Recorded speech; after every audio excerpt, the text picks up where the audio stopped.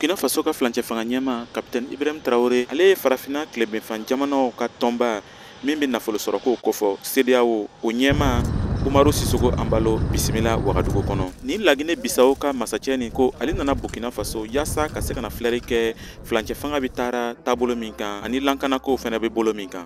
Je suis venu aujourd'hui. Ne nana Burkina Faso kama sɔrɔ ne ye CEDEAO jamana kuntigiw ka ɲɛmaa ye ani CEDEAO yɛrɛ ye lannaya min di ne ma ka se ka na filɛri kɛ ko minnu bɛ a ka jamana kɔnɔ ani jamana yɛrɛ bɛ taara taabolo min kan.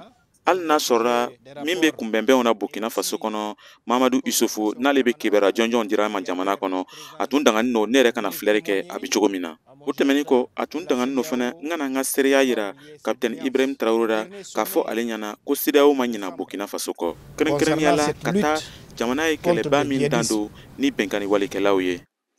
Ayiwa n sera ka sigi ka fɔ min kɛ ni Capitaine Ibrahim Traoré ye n bɛ se ka fɔ n ko n ye ko caman faamu min bɛ kɛra Burkina Faso kɔnɔ. O de kosɔn Ambalo Sisoko ko CEDEAO ka ɲi ka dɛmɛ kɛrɛnkɛrɛnni lase Burkina Faso ma min bɛna se ka jamana dɛmɛ ka se ka to a ka kɛlɛ ɲɛnama kɛ jihadi kɛlɛ ani bɛnkanni walikɛlaw kan. A ko fana ko fanga d'Afrique kɛra jamana minnu kɔnɔ olu fana ye CEDEAO jamanaw ye. Aujourd'hui, les pays qui sont en transition, qui sont exclus de la CEDEAO. Bibi nin na flancɛ fanga bɛ jamana minnu kɔnɔ olu k'a lɔn ko olu dama tigɛ ka bɔ CEDEAO ra olu fana bɛ CEDEAO kɔnɔ an'u fana bɛ yan ka se ka o dɛmɛ ka taabolo ɲɛnaman di u ka flancɛ fanga ma.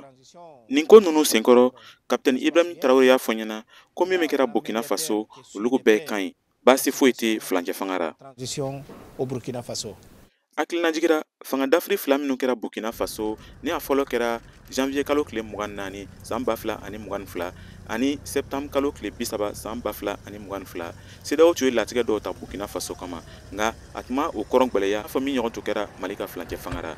Nin tun ye Kadaye Traoré kumakan ye ka bɔ Wagadugu Burkina Faso.